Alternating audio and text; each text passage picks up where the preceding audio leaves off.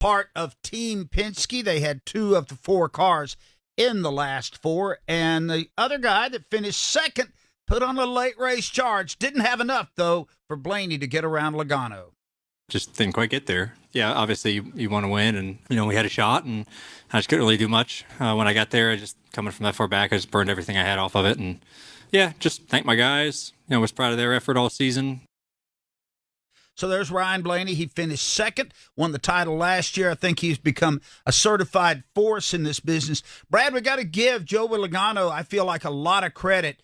He showed his racecraft when he got into the lead. Oh, boy, did he. And I'll tell you what, I mean, it's just like giving a hungry dog a piece of meat. He was not going to let it go when he did. And probably the best thing for Joey Logano that the one championship contender who was chasing him down happened to be a teammate, because they all know, look, we can fight each other hard, but we are not going to give up on a title for Roger Penske. And they didn't do that. They raced clean.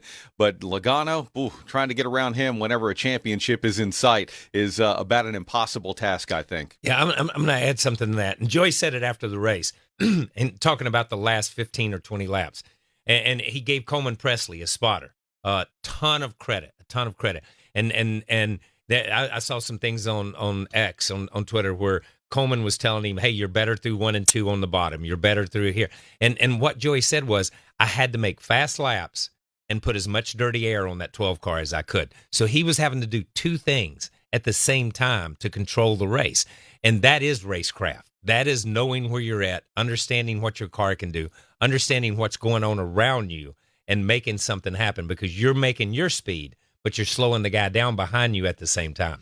Yeah, I mean, and they battle back from a little bit of adversity too. They had some trouble on pit road. They had one of their crew guys that wasn't feeling well. They had to make a replacement to their jack man. So there was, it was a little bit of an uphill battle for them, and to still be able to come out. I mean, that last restart, how many cars did he pass?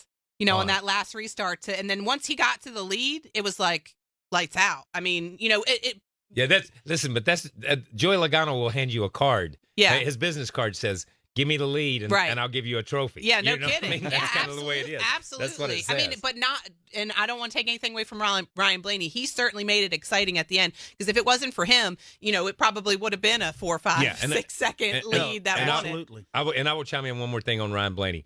I think we saw it 2 weeks in a row. 2 weeks in a row at Martinsville, and when this race, when the medical people were there, when he got out of the car, he gave everything he had. Yep. He left nothing. There was nothing left inside that guy. He put that's 2 amazing races that he put in. It was a pretty good day for the guy they call the captain, Roger Penske. To get in that club, I think it's Rick Hendrick and Petty, am I right? Junior Johnson. Well, Rick and I are great friends, and it's interesting. When we got in, because the 48 was disqualified, I talked to Rick, and he said, "I'm glad it was you that got in." And I said to him, "I hope you don't feel that same way at the end of the season." So anyhow, it's great, and it's just another opportunity for us that we were able to conquer. Talking about the very elite club of team owners that have at least 3 championship victories. It's interesting when you think about Roger, and even Joey said it yesterday. All he wants to do is win. Yeah. That's it. That is literally it. That is their goal, is to win. He created Team Penske to win races, not to make money, none of that stuff, legacy, all that. It's to win. And that's what he does. I mean, he has almost perfected it. This season alone, obviously we know he won the NASCAR Cup Series Championship. He won the Rolex 24, the Indy 500, IMSA WeatherTech Sports Car Championship in the GTP class, and the FIA World Endurance Hypercar Championship. He wins. Yeah, but, and their formula is simple. Hire the best people, give them the best equipment, and expect the best from them. Yeah. And that's what he does. And that's what they do. When you do all those things and put them in order, then you get those wins. And Roger has done it across the board. All right, Penske finished 1 and 2 yesterday. Brad, I watched the race pretty intently, and I just felt like we almost never heard from the other 2 guys that were trying to win the title.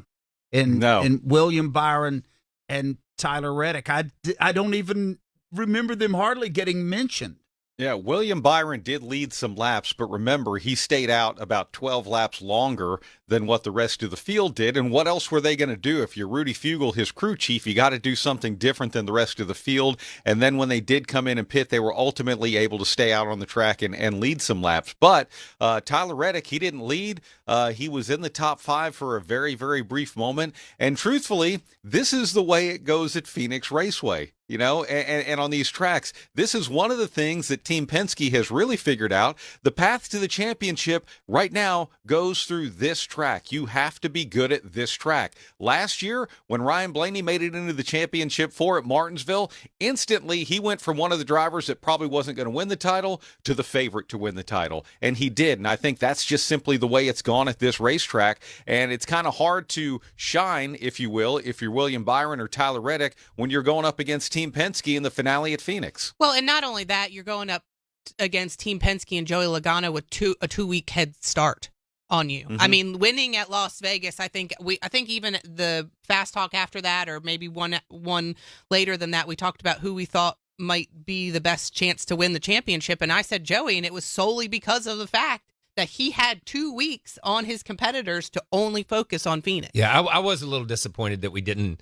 hear more from Byron and didn't hear more from Tyler, because I really thought we would. And in years past, it seems like that the 4 that go, they each get a shot at seeing the front of the field at some point in time. There's a point in the race where you think, okay, maybe this is his race. Maybe he can do this. But yesterday, I think from the time they dropped the green flag, you thought it was Joey Logano or William Byron. I mean, they weren't awful. William Byron finished 3rd and Tyler Reddick finished 6th, but I never got that sense of like, wow, they're going to go out and grab a championship. Earlier in this week, on Tuesday before they raced, we got a chance to interview all 4 of the championship contenders.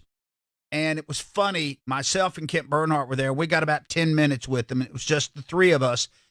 Joey comes in, and he's just loose. He's joking. He's having a great time. Ryan Blaney, pretty much the same way, just airy and having a lot of fun. William Byron is always kind of aloof. That's my sense. He's William Byron. Don't you get that off of him, Brad? He's not snobbish, but No, he's a little airy. I don't know. Right. Yeah, he's very nice, but he's also a kid that came into this at 16 years old and and is just sort of still growing into who he is as a man. His hair game's a lot better now, though. But yes, it is. And he does have to shave. And Tyler Reddick came into the room, and I don't know if he thought we were going to hook electrodes to him and waterboard him or what, but everything about him, his nonverbal communication was like he was so uptight. Yeah. He was just wound up. His answers were he wasn't rude, but they were cryptic and very much like, I may say the wrong word. Yeah. And Kent Bernhardt and I looked at each other and said, whoa, he's not in the headspace he needs to be. Now, I don't know what he was like Sunday morning at the racetrack, but I can tell you got a really good indication without listening to the answers, just about how these guys communicated nonverbally. Well, I was going to say, so basically you said you just by, their actions, you could tell who's been there before. Yeah. Yeah. I mean, that's, really, really obvious that Logano and Blaney were like, we've already got titles. If we get another one, great. That's cool. And by the way, we don't talk about Xfinity very much. Congratulations, Justin Allgaier. I've had a chance to be around him a good bit. Super nice. 14 years of trying. You go out and get yourself an Xfinity title. The emotion that we saw from him when he got out of that car, even before he got out of the car at the end of that race, is something that we don't get to see very often, and it should be cherished, honestly. I think if you go back and you can watch, and you're right, I think post-race, if you just watch that part where every crew member hugged him, he was crying the whole time, his dad, they stood there and embraced and cried. His daughters. And when his oldest daughter, got in the car and he rode back to Victory Lane, and they put the tires on, he rode back down there. And you got to watch it. He holds her hand the whole time. Yeah. He reaches over and holds her hand the whole time he's riding.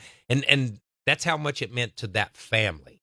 not only to him, but that family and everybody who had stood behind him. I was happy for him. Yeah, very happy. You know, that's a long, and he's not looking to go to Cup racing. This is his crowning moment. Yeah, he's the old school Jack Ingram, Sam Ard. Yep. But if we could throw back to the very, very beginning of the Busch series when those guys were just lifers in that series, that's what he is. I like you, Justin Allgaier, despite the fact that I think you've cost me a lot of money. We spent time with him in the airport. Penny and I were getting ready to fly out to Vegas, and Justin and his wife and his family were all in the airport. And he was saying, well, what are you going to do when you're retired? I said, get a vacation. He goes, oh, you need to go to New Zealand. And he does like 15 minutes of Chamber of Commerce on how great New Zealand is. So now Penny's like, we're going to New Zealand. Oh, my God. Immediately, my wife says, oh, New Zealand, that sounds great. So thank you, Justin. That does sound great, Doug. When do we go? Right. No kidding. Apparently very soon, Brad. All right.